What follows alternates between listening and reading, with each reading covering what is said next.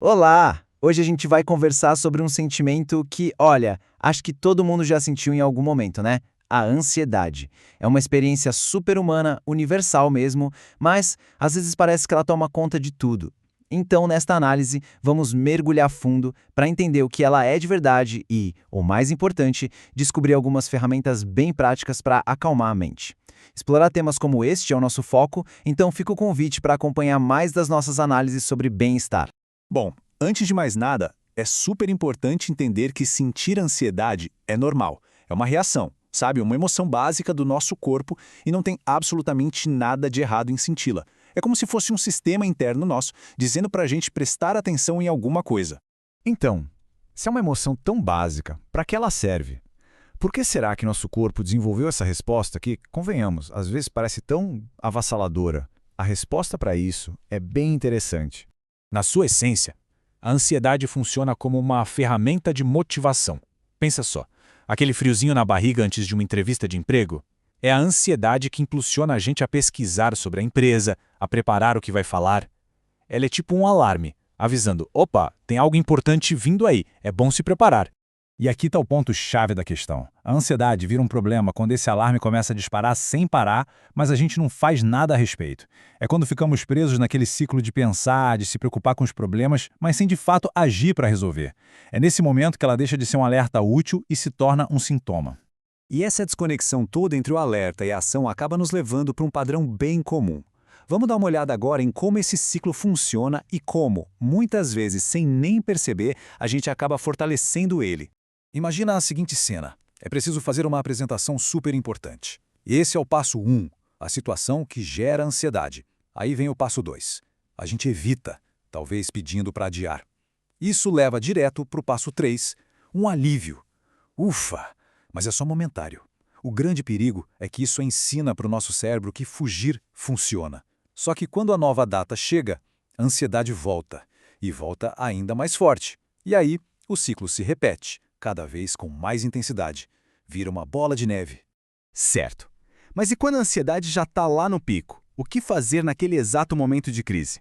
Felizmente, existem técnicas bem poderosas para nos trazer de volta para o controle, usando o nosso próprio corpo como uma espécie de âncora.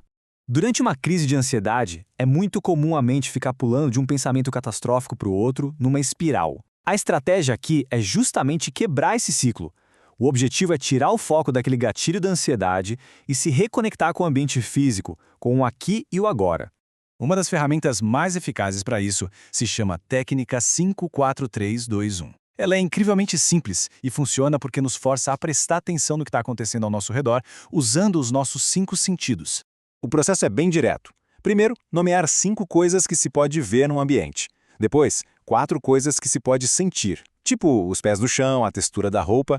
Em seguida, 3 sons diferentes ao redor. Depois, 2 cheiros que se consegue identificar. E para fechar, dizer uma coisa boa sobre si. Cada um desses passos vai ancorando a mente mais e mais no momento presente. E falando em ferramentas simples e poderosas, a respiração é outra incrível. Numa crise de ansiedade, o nosso corpo entra naquele modo de luta ou fuga, sabe? A respiração fica curta, rápida, controlar ela de forma consciente é uma maneira direta de mandar um sinal de calma para o cérebro. A técnica Acalme-se é como um guia passo a passo. Começa com A, de aceitar a ansiedade, sem lutar contra a sensação. Depois, C, de contemplar o que está ao redor, se ancorando no agora. O outro A é de agir com consciência, fazendo algo simples como beber um copo d'água. L, de liberar o ar dos pulmões, bem devagar, porque uma inspiração longa ativa o sistema de relaxamento do corpo. M, de manter esses passos. E, de examinar os pensamentos para ver se eles são realistas. E, por fim, um lembrete para sorrir pela conquista de ter se acalmado e esperar o melhor. Ok, ferramentas para momentos de crise são vitais, com certeza. Mas como é que a gente pode construir uma base mais sólida para que essas crises se tornem menos frequentes, menos intensas? Vamos falar agora sobre como construir isso no dia a dia com hábitos sustentáveis. Pode não parecer, mas o que a gente come afeta diretamente a nossa saúde mental, através de uma coisa chamada eixo intestino-cérebro. Alimentos que causam inflamação, como cafeína e doces em excesso, podem piorar os sintomas. Por outro lado, um padrão como a dieta mediterrânea, que é super rica em antioxidantes e fibras, ajuda a nutrir as bactérias boas do intestino. E isso, por sua vez, ajuda a regular o nosso humor. Se movimentar é um remédio poderoso e sem efeitos colaterais. A atividade física regular estimula a liberação de neurotransmissores como a endorfina, que é tipo um analgésico natural, e a serotonina, que melhora o humor. E olha, não precisa ser nada super intenso não.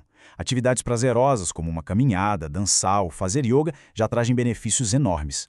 Ter uma rotina bem estruturada cria uma sensação de previsibilidade e de controle, que são verdadeiros antídotos para a ansiedade. Regular o sono, por exemplo, é fundamental. Uma mente cansada fica muito mais vulnerável ao estresse. Planejar o dia e, um ponto crucial, separar um tempo para atividades de autocuidado e de prazer fortalece demais a nossa resiliência emocional. Então, quando a gente junta o entendimento sobre a ansiedade com essas ferramentas de crise e com hábitos saudáveis, é aí que se começa a assumir o controle. O objetivo não é eliminar a ansiedade da vida, mas sim aprender a conviver com ela de uma forma mais construtiva. E aqui a gente volta para aquele ciclo de evitação que vimos lá no começo, mas agora para entender como quebrá-lo. A chave é enfrentar as situações temidas. Sim, mas não de uma vez só. A ideia é usar micropassos, a menor atitude possível que se pode tomar. Se o medo é fazer aquela apresentação, o micropasso pode ser só abrir o arquivo ou escrever o primeiro slide. Cada pequena vitória vai construindo confiança e enfraquecendo o poder do medo. Essa citação resume uma verdade muito poderosa. Brigar com a ansiedade, julgar o sentimento, isso só intensifica tudo. O caminho é a aceitação. É observar a sensação, reconhecer que é um alerta, mas sem julgamento. E quando se faz isso, paradoxalmente, o poder dela sobre a gente diminui. E para a gente terminar, fica essa reflexão. Com base em tudo que conversamos, desde a respiração até a rotina, qual é o menor, o mais simples passo que pode ser dado hoje para gerenciar a ansiedade? Aquela história, né? Uma jornada de 1000 quilômetros começa com um único passo. Então fica a pergunta: qual poderia ser esse primeiro passo?